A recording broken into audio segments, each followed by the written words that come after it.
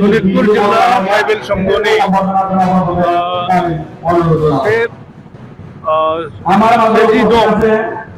माने थामथियारि बोसोरारि जथुम्मानि बे गेवलां मेलाव फैनानै जोबोद गोजोनबाय।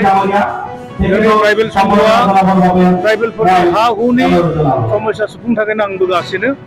ट्राइबेल बेल्ट ब्लकफोराव जानाय एनफोर्समेन्टफोरखौ फ्रि खालामनांगौ गभर्नमेन्टआ आरो अनारेबल हाइकर्टआ प्रद्युत कुमार बरानि केसाव बुंखादों जे ट्राइबेल बेल्ट ब्लकआव जेसेबां एनफोर्सार दङ बे एनफोर्सारफोरखौ रिमुभ खालामनांगौ आरो नङाब्लाथाय डिसिनि दरमाहाफोरखौ दानगोन होनना खिन्थु जोंहा दुखुनांथाव बाथ्रा जाबाय मा एक्जिकिउटिभआ जेबो थांखि लायाखै ट्राइबेल बेल्ट ब्लकआव एनफोर्समेन्टफोरखौ फ्रि खालामनो थाखाय बा एभिक खालामनो थाखाय जेबो थांखि लायाखै। ओंखायनो जोङो दाबि खालामगासिनो डिमान्ड खालामदों थाबैनो ट्राइबेल बेल्ट ब्लकआव थानाय जेसेबां एनफोर्सार इलिगेल एनफोर्सार आरो इलिगेल इन्डास्ट्रिफोरखौ एभिक खालामनांगौ आरो रिकगनिशन अफ फरेस्ट एक्ट 2006 खौ प्रपारलि इमप्लिमेन्ट खालामनानै जोंनि हाजो हाला थानाय ट्राइबेल माहारिनि मानसिफोरनो हानि अधिकारखौ होनांगौ।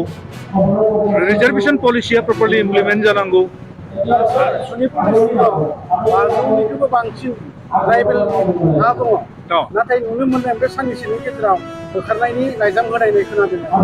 बेथ' जोबोद दुखुनांथाव बाथ्रा जेरावहाय रिकगनिशन अफ फरेस्ट एक्ट 2006 थाखाबाय आरो बेहायनो रोखा रोखा लिरखानाय दङ जे 2005 नि 13 डिसेम्बरनि आगोलनिफ्राय जायफोर ट्राइबेल फिसाफ्रा हाग्रायाव दङ बा हाग्रा खाथि खालायाव दङ बिसोरो हानि अधिकारखौ मोनखाथारनांगौ।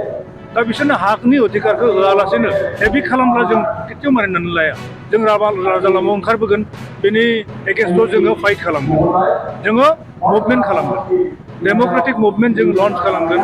सारा आसाम गासै ट्राइबेल अर्गानाइजेसनजों लोगो जानानै जा बे गभर्नमेन्टनि पलिसिनि एगेन्स्टआव जों नांगोन आरो जोंनि जा राइट्स जों मोनथारनांगौ। ट्राइबेल सेटल ट्राइब फरेस्ट डुवेलारफोरा हानि अधिकारखौ मोनथारनांगोन आरो सरकारा होथारनांगोन। दिनैनि बर'फोरा ट्राइबेल हारिफ्रा माखासे मोनथायनि डिप्राइभ जानो गोनां जादों माखासे मोनथायफोरखौ मोननो थाखाय ट्राइबेला बेनो जोबोद आनफर्चुनेट जे आइन थानाबो आइना प्रपारलि इमप्लिमेन्ट जाया। कन्स्टिटिउसनेल राइट्सफोरखौ जोंनो होआखै। बे कन्स्टिटिउसनेल राइट्स मोननो थाखायबो जोङो मुभमेन्ट खालामनो गोनां जायो राजा लामायाव ओंखारबोनो गोनां जायो। जेरै दा रिजार्वेशन पलिसि थाखानाय बियो आरो रिजार्वेशन इन प्रमोशन बेबो दङ खिन्थु गैया होननानै जा खायफाया गुबुन हारिनि मानसिफ्रा फोसावगासिनो आरो जोंनि मानसिफोर मोननो गोनां प्रमोशन मोननो गोनां ST SC एमप्लयिफोरखौ बिथांमोना डिप्राइभ खालामगासिनो। ओंखायनो जोङो ट्राइबेल संघनि जानानै बे मासावनो मे दाननि 10 तारिखआव जोङो मोनसे इन्टालेक्चुवेल मिल लादों मोनसे वर्कशप लादों खालि माबानि सायाव कन्स्टिटिउसनेल राइट्सनि सायाव जोंनि मोनथायफोरनि सायाव जों मानो मोननो हायाखै संबिजिताव लिरनाय थाखानाय जोंनि अधिकारफोरखौ जों मोननो थाखाय मानो इसेबां बाब्राबनो गोनां जादों मानो मोनाखै जोंखौ मानो डिप्राइभ खालामदों बेनि सायाव गासै जों इन्टेलेक्चुवेलफोरखौ लिरनानै मोनसे सावरायगोन।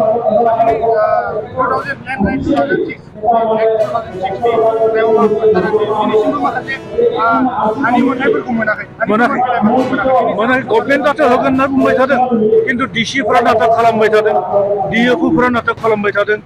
बिथांमोना प्रप'जेलखौ गभर्नमेन्टनिसिम हरा साब डिभिजन लेभेलावनो बिथांमोना मा खालामो रिजेक्ट खालामनानै होयो। साब डिभिजन लेभेलनिफ्राय डिभिजन लेभेलाव फैनांगौमोन खिन्थु सफैया। ओंखायनो गभर्नमेन्टनि आखाइसिम बे प्रप'जेलफोरा थाङाखै आरो बेयावहाय बिराद गिदिर कारसाजि बिराद गिदिर कनस्पिरेसि DFO आरो DCफोरा टटेलि एन्टि ट्राइबेल एक्टिभिटि खालामबाय थादों आरो खायफा MLAबो दङ जोंनि एगेन्स्टआव बे MLAफ्राबो प्रप'जेलफोरखौ हरनो होआखैबा आनडिभाइडेड सनितपुर डिस्ट्रिक्टआव जा